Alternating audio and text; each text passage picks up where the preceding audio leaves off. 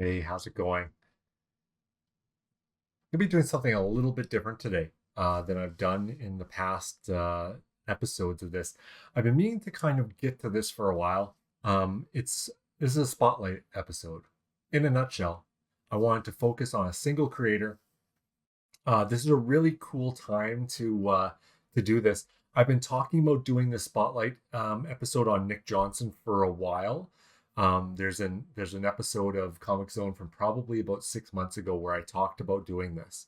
Um, the great thing that's happening right now is that Nick is also debuting his new film. He's now a film director on top of being a comic creator. So today, what we're going to do is we're going to delve through a few pieces that I have here of Nick Johnson's work. I don't have a complete collection of his stuff, unfortunately. I have to keep working on that. But I wanted to touch on these three pieces that I do have. Wolf Hands, which is a fairly older piece of his that he did with the writer Justin Higgs. Um, this piece he did in 2021 with writer Chris Murray, which is an adaptation of a play by Carol Capek. And then this piece, which is pretty darn new in the last couple of years, I believe, is this one called The Remedy. And then we'll talk a bit about. I want to introduce Nick's film to you. I think Nick is still in France right now showing this film at a very prestigious animated film event that happens there every year in Annecy. So we'll go through all those things. So yeah, strap in. As usual, this will be up on YouTube within about a day of this happening here live on Twitch. So if you're watching it here on Twitch, you can check it out later on YouTube. And if you're watching on YouTube, if you want to catch this live, you could do so on Twitch. Let's dig in.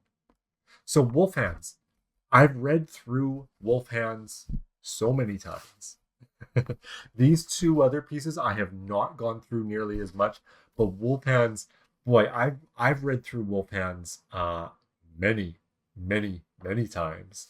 It's a real favorite of mine.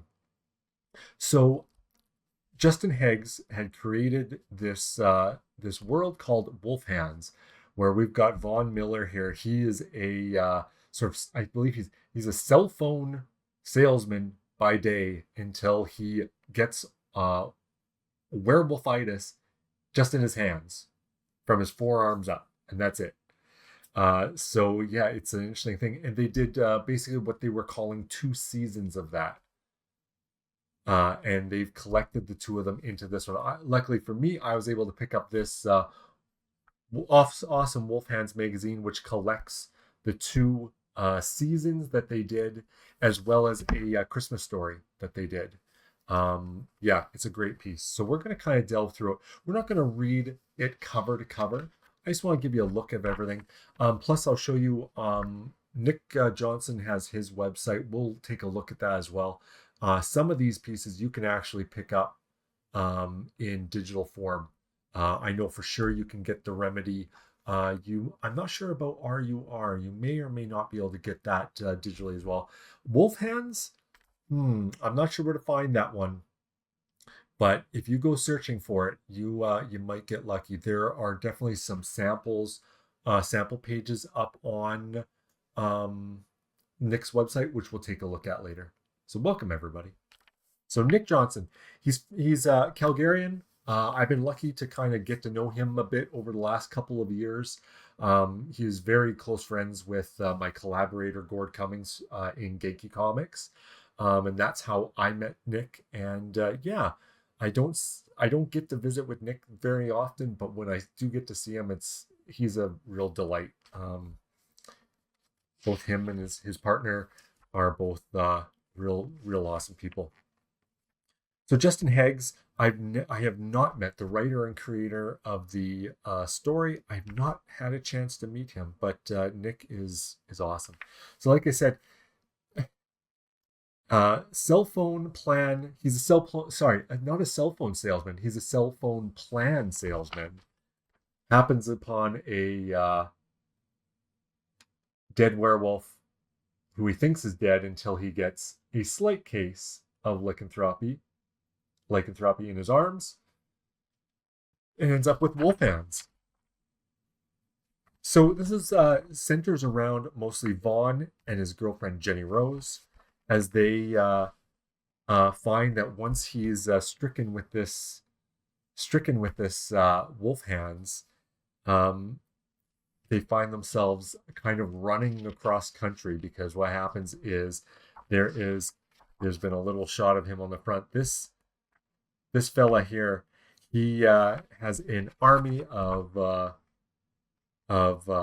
surveillance robots and weird zombified or Frankenstein monstered up henchmen across the land who are looking for certain specimens for him, because he takes over. He stitches his head onto the bodies of bodies that he likes, to keep himself kind of living forever. And when he sees this, the power of the wolf hands, and it kind of works by instinct. Vaughn isn't even quite aware of what's happening when it's happening. It's purely by instinct, it seems. Like he rips off the head, punches in the head of this guy, rips out the television screen from his body, punches him right in the gonads many times, and that's when the doctor here decides that this is a body that he needs. This is just a really fun comic. There's a lot of motion, which you're going to notice in Nick's comics. And the big thing that made me want to spotlight his work in particular, is sort of the first spotlight that I do, is I mentioned this last week when I was showing the comics from panel 1, I think was the one we were doing last week, finishing up panel 1. I was showing some pieces that had this great sense of color in the way that they use their color palettes. And Nick Johnson, I think the way he colors his comics is such an inspiration to me. He always has a really good idea of what his palette is, and keeps that repetition of that palette in a way that it never feels like he's working within a limitation. It feels like he just sets it up so that you really become engaged with it, because you can see the way that the colors are used, and they're used dynamically everywhere, but you're seeing these repeating colors, and he uses this color work to actually help elevate the scenes and create even more dynamic layouts, and more dynamicism in motion, in action, in really pulling you in and making you engaged. The other thing that Nick does really well is, and we see it in this here, where he's got this tank of Frankenstein's monsters bearing down on him, is that dynamic, really creating motion and that dynamic look, and these really great viewpoints, like where he's slashing them apart here. You feel like you are that camera sort of whip cutting from one to the other thing, and seeing that action happen. And he does that better than just about anybody I've seen. Like the way that what they do is they drive right towards a train and try something not batshit crazy, but wolf shit crazy, as it says here. And he tears right through this train. And without it feeling like, it doesn't feel hokey, it doesn't feel, filled with tropes. It just is like really dynamic, and really draws you in. And then them also make a run at the train and absolutely crash is really great. So like I said, this is basically what they called 2 seasons of the comic. So it has this first encounter between the evil doctor and Vaughn and Jenny. Season 1 ends here with the end of that sort of huge, crazy chase.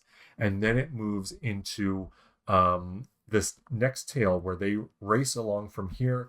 Vaughn is laid out and has to recover, and they find themselves in this town, in this rural town that's much more than meets the eye, because it's got full-blown werewolves in it. Not just wolf hands, but full-blown werewolves right in it. And it tells another tale of them. They have an aging werewolf here who can't quite turn anymore. He's old and lost his vitality a bit. Where there are these three redneck ones that come and they're calling him Puppy and coming after him. Once again, we get these amazing action scenes where Jenny is swinging a wrench and she's attacked and hurt. And then here we go again with this attack. And I think somewhere in here he may punch someone in the junk again. Vaughn works mostly off of instinct, just pure instinct. And yeah, it's really the color palette for me. Nick's drawings are really great, and the way he stylizes, since he always has a really great really great way of his characters. Always, you can tell that he does a lot of character work, and probably does a ton of sketches for the characters, because he has them on lock. Like there's never any wavering sense of who's who, or the way someone looks. Even the curvature of their nose is totally consistent. He's just so good at what he does. Sadly, we're sort of given a bit of a cliffhanger at the end of season 2, where something else is changing. Vaughn is starting to experience not just the wolf hands, but it's moving through him. And unfortunately, that's as far as they made it in the story. There was never a season 3 that came out. Although there is this great Christmas story that gave out. So yes, so this Christmas story came out in 2014, 10 years ago. Really good stuff. Yeah, Professor Orchid is the evil mad scientist. I love that they did this official handbook like the old Marvel handbook. And you can see some of the characters that they were planning on adding. They did have Hudson Andrews was the aging werewolf. Then you've got the Fist, who's got these large iron fists. Quirky Habershap and Bloodbeard. So yeah, there was a season 3 planned, Vengeance for Crazy Pants, where it looks like the evil mad doctor has put himself on the body of a gorilla. I've always, every few years, I just do a little Google search to see if maybe there might be another season of Wolf Hands. I love it. I would love to see this continue. It's a really great 2-arc comic. Even with it ending somewhat on a bit of a cliffhanger, it's a hell of a read. Like I said, I've read this dozens of times in the last 10 years.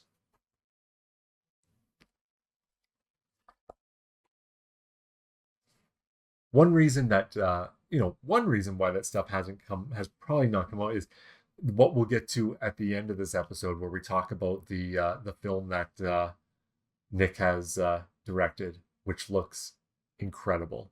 So we'll introduce that later. I'm going to keep teasing that as we go. Yeah, consistency of the art style over the series is really good. It's something that I definitely struggle with and need to work on. So Nick is a huge inspiration to me for that. The next piece here was written by Chris Murray, as I said earlier. It's an adaptation of Rossum's Universal Robots, or RUR, which is a play by Carol Capek. I may be saying that wrong. I always say Carol Capek. Once again, we're going to see Nick's art in full force here. And once again, the coloring in this, the palette in this one is even more restrained than Wolfhand's. And it is an absolute triumph. I can picture this as a film with a very particular and restrained color palette. The way it uses this, it's a dull red, a sort of medium beige, and the stark blacks and stark white, and moving between those. And what Nick does really great here is he uses the sort of black and beige as predominantly what you see in each scene, with the red, the white, and the more orange being used as like specific hits. So when he uses stark white for this lab coat, it just pulls your eye directly to it. He knows exactly what he's doing. You can tell that he has thought a lot about it, and also thinks about, when I see the way that he's got the motion of this character and the way that pulls you over and then pulls you back over, and that he's an expert craftsman at that. So RUR, I'm tempted to read through this just from start to finish, but I think what I'll do is, I hope for these episodes, these spotlight ones, to be a little bit shorter. So I'll give you the Cliff's Notes as we go. So a young scientist, Joseph Rossum, happens upon a mysterious proto-matter that he studies, and is able to discover how to start creating robots that actually work. He's basically the inventor of the robot. They name him the new Dr. Frankenstein. His robots start making parts of humanity obsolete in terms of the tasks that we get them to do for us. It's everything from warfare to the grocery run to minding the children to doing our funerals. Rossum passes away, but by the time that happens, his robots are part of everyday life.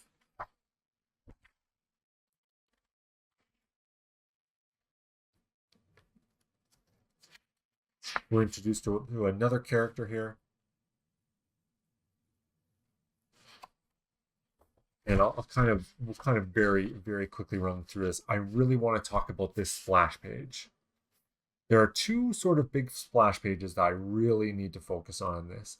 Once again, looking at so Nick does this great 3/4 bird's eye view of the factory floor of the robots being created, where they mass produce the robots and all the parts, and this running dialogue that runs all the way through it. And you can see the way that it pulls you all the way through the factory floor. And it's just so well done. The way that the floor is done here, he's broken that up here and there to make it more clear so that it isn't too much to look at.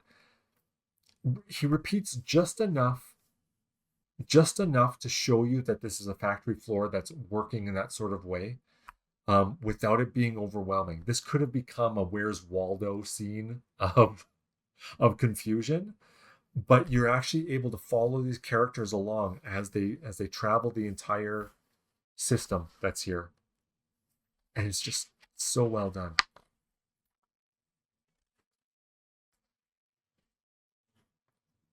And the way once again, the just pure craftsmanship in how each character is portrayed, how they're shown, the way they look. He's got a really, really strong eye for character design. And once again, using that, you can tell that he thought about the story, thought about the pieces that would be in it, like here where we're showing Walter Cronkite announcing that they'd reached the moon, and these different television scenes, thought about the color palette so that it would work not only for your modern ones, but also absolutely just purely adapt over to these other scenes as well, where you're meant to put your viewer in a different frame of mind, a different point of view. So we actually have a couple of robots basically do a takeover of things, seeing that the humans are now the weak link. As often happens in this sort of fiction, the robots decide that the humans are the weakest link and start to take everything over. And it's kind of amazing because this was, the original subject matter for this was written in 1920. But even then, we knew. Here's the other splash page I really wanted to talk about. So Nick does something here, and I assume this was purely intentional, but whether or not it was a happy accident or intentional, he repeats this grid pattern that he used in his factory floor. Not a purely one-to-one, but harkens to it. And this blew me away when I first saw these two splash pages, and you reach the second one and you see the way that he's done that to also make it so that it's not so overwhelming. It just works. It's amazing stuff. So basically, here, rather than the marvel of the mass production at work in creating the robots, here we're seeing basically the wipeout of humanity by our antagonist and his army of robots.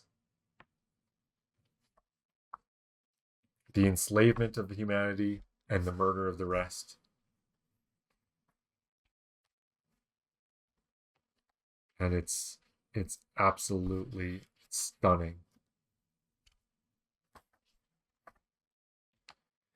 In the end, we find that the robots want the engineer here to mass produce them a continuing army of robots, and he tells them, "I have no idea how to do that. You've murdered the other people who may have been able to help. He's the last human being on Earth, and there's nothing he can do to continue them." So the robots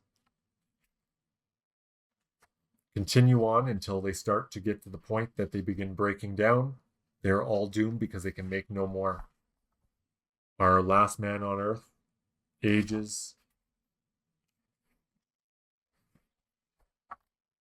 and dies. And the evil robots break down and wither into dust. But there's a happy ending. I won't spoil it. You're just going to have to find out for yourself. No, I'll tell you. There's a thing that happens in nature sometimes, and something happens here with this couple of robots here. The engineer Alquist calls it a spontaneous generation of reproductive capability, a kind of emotionally triggered parthenogenesis. And they develop the ability to bring on the next generation. It's crazy. It's I have never had a chance to read the original play, but it's amazing. Yeah, so here's some of nice thing about this is we get to see some of Nick's character design work as he was trying to figure out the style and the look of these characters, the look of the robots, and the rough layout of this spread is so invaluable to see the layout for these two spreads, so you can see Nick's process and how strong, this sketch of that layout is essentially the way it worked out. There's not a whole lot that changes. It just shows how good he is at this. Here's what some of the very early robots were looking like. Changed quite a bit. Yeah, amazing. And this nice faux ad on the back for Rossum's robots. Really great.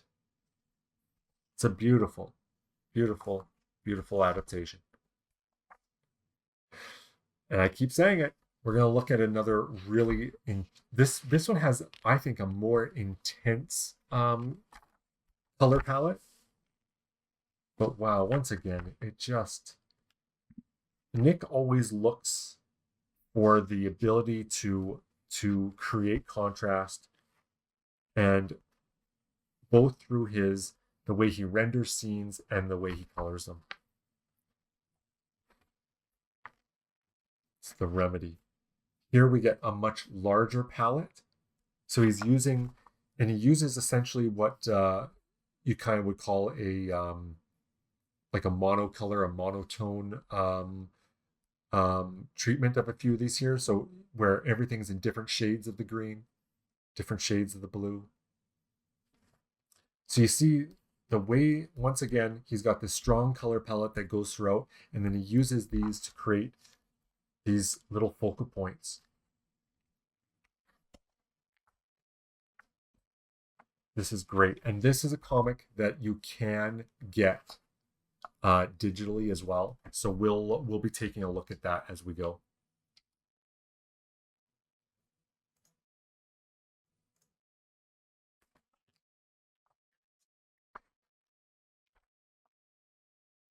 Yeah, this one's got much more supernatural to it. I haven't actually read all the way through this one yet. It's just so good.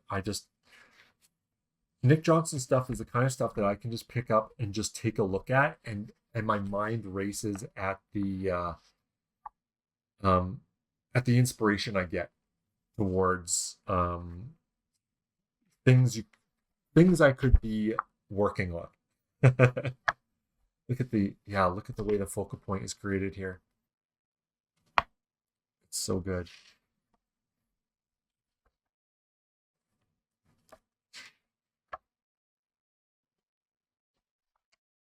Oh, like look at this page. Once again, I'm in awe of this one. So you see that these angular lines actually flow through the layout and take you through the layout.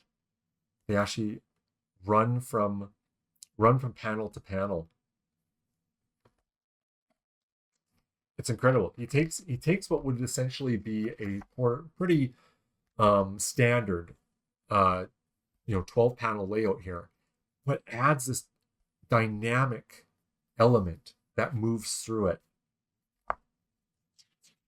And he gets this entire crazy action and chasing scene all the way through this, a life and death struggle.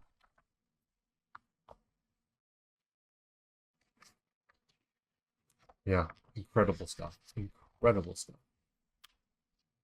And then we see a shift when he goes to these nighttime scenes.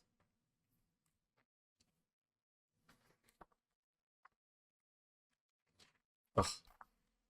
Once again, doing what he does. This staircase, this double helix entwined staircase, running through these panels. It's the same thing we saw, when we were looking at this here. It's telling a lot of story, but does so with these repeating elements that just keep you engaged and like so immersed in it.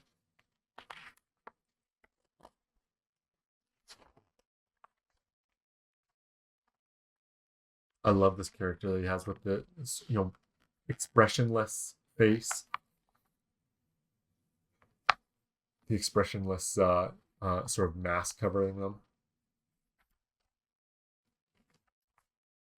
Ugh, wow, it's just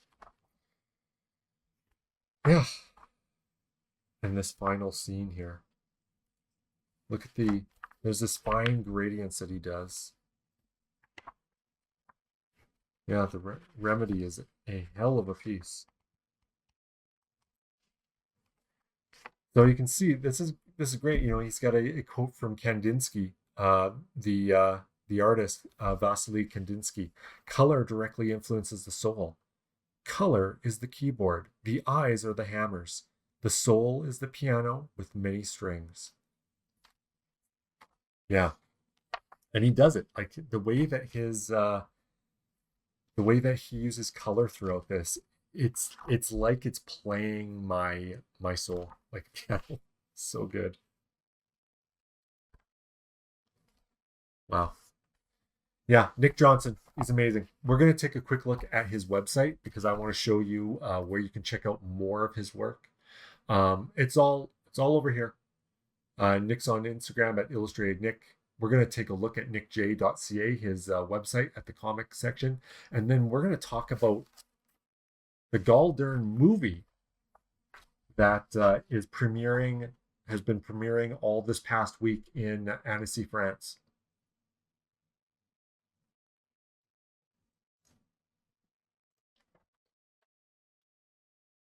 So here we are. We're on nickj.ca on the comics page. Uh, and just to take a look at all the stuff that Nick has here that I don't have. I have Remedy is what we just looked at. You can get a digital copy at his Gumroad store. So if you go to nickj.ca, you'll find the comics page here, and you could pick yourself up a digital copy of the Remedy. And like I said, I highly recommend it. The color work in it is like when you look at it from page to page, it's like a symphony. It's amazing. There are a few other ones here that you can also look at samples of, like this autobiographical comic called Tornadoes that he did. A short adaptation of some things from Mulholland Drive from David Lynch. There's I believe, 4 issues of a series called The V Card, which I haven't had a chance to find in the wild anywhere, but it is out there. It's from Antarctic Press, written by Dallas Cassavant, letters by Sean Reinhart, and the art by Nick Johnson. I haven't had a chance to actually get my hands on the V Card. I'd like to.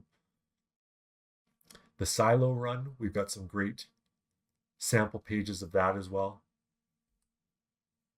Just awesome. He's just got this great style.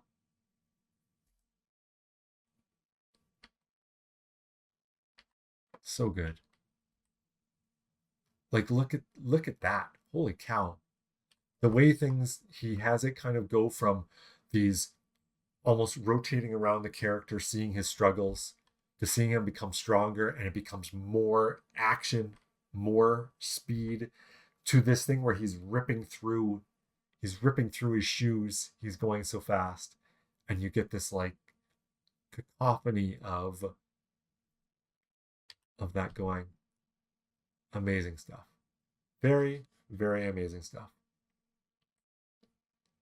We Feed on the Crumbs of Shadow I haven't come across either. I'd really like to get that because I love horror comics, and Nick doing a horror comic, that seems right up my alley. And if you go all the way down, you will find a link to the site. I'm not sure. I believe that the site for Wolf Hands might still be operational. It's been a long time. I'm not sure that those 2 links are operational, but you'll be able to look at some of the pages that we looked at in Wolf Hands if you want to get a nice close look at in a digital way. nickj.ca. But what I also wanted to talk about is Nick Johnson's not just a comic creator, as we saw with these 3 pieces. He has directed his first feature film. It's an animated feature that was created right here in Alberta. I know at least I think I know 3 or maybe 4 of the people who worked on this film in different capacities, called Sunburnt Unicorn. It's showing right now at the Annecy Animation Festival in France. I think they're still out there showing it right now.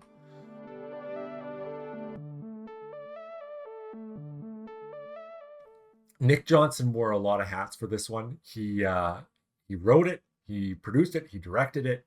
It's in association with an outfit here called Squid Brain Studios, and it's being distributed by New Machine Studios. So Nick, yeah, it's wild.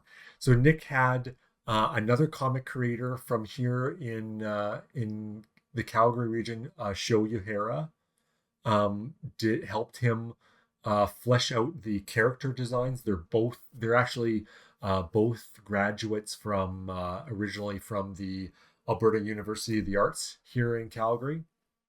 So they worked on those. They worked from the Nick's initial designs, and then fleshed it all out. There's Natasha, the production supervisor, really great. Who else have I? Show Yuhara doing storyboards and helping with the character design. Amazing folks. Our friend Steve Gervais, who did the cover for the second mini issue of Genki Comics that Gordon and I did, he worked on this as well.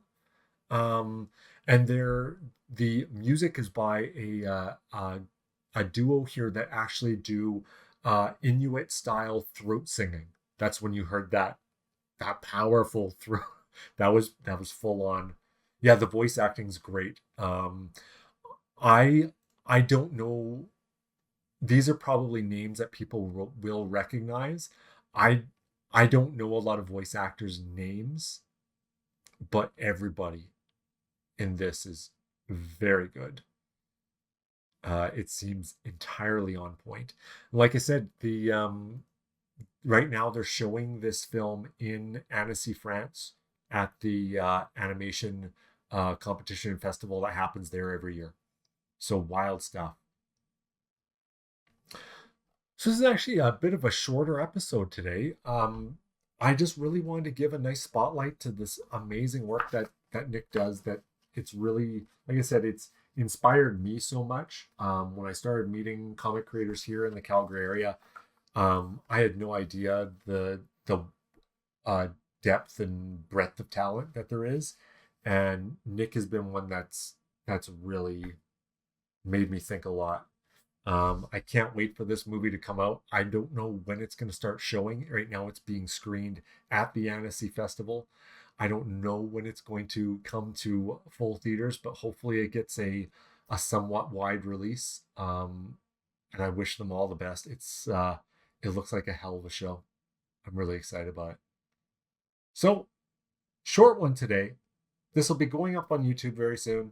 We'll be hanging around and doing some more stuff after, so hang out. But in the meantime, that's it for the Comic Zone for this week. We'll be taking a quick break on Comic Zone for a couple of weeks. I'm away next week doing some camping, finally. Summer might actually happen. And then we'll be back in a couple of weeks. We'll be talking about, we'll be doing catch-up episodes for a bunch of stuff that I picked up in 2023. Stuff from the AGA show. We've already shown what I picked up in the Alberta, the Art Gallery of Alberta's comic and zine market from 2024. And I forgot to show 2023's. Last year was very busy. So we're going to be catching up on that. I also have pieces that I picked up from a creators market that happens here in Calgary called Starry Dynamo. That's going to be like a 2 or 3-parter. I have, you should see the stack of stuff I have from that. So yeah, look forward to those in the next few weeks here as we keep going through and just discovering this amazing stuff. I've got more spotlight episodes planned for the future as well. We're going to have some pieces from Tongue-in-Cheek Comics, which is Chad Colpitts. Got some great pieces from him. We might do another little quick deep dive into the Lumpy Slump, which was a real favorite of mine to show, and some other things like that. So keep sticking with this, and yeah, thanks a lot.